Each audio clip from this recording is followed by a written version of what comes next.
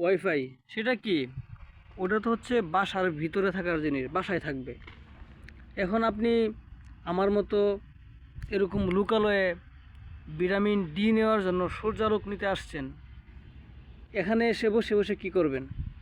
আপনার বাসার ওয়াইফাই কি এখানে চলে আসবে? আসবে না তো।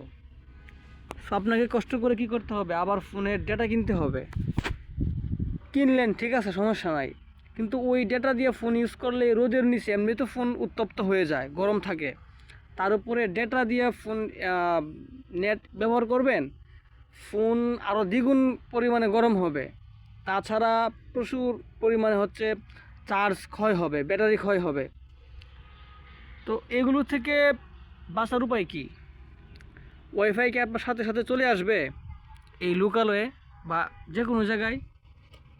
যে আসবে, যদি আপনার সাথে থাকে কি ভাই, রবি ওয়াইফাই। এই দেখতে পাচ্ছেন, রবি ওয়াইফাই যখন আপনার সাথে থাকবে, 8 ঘন্টার ব্যাটারি ব্যাকআপ।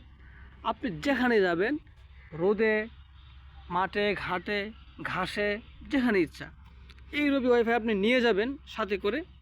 আপনার সাথে আপনার ফোন, আপনার ডিভাইস এবং আপনি গোটা পৃথিবীর সাথে অলওয়েজ কানেক্ট থাকবেন হাই স্পিড ওয়াইফাই ইন্টারনেটের মাধ্যমে। সো দেরি কেন?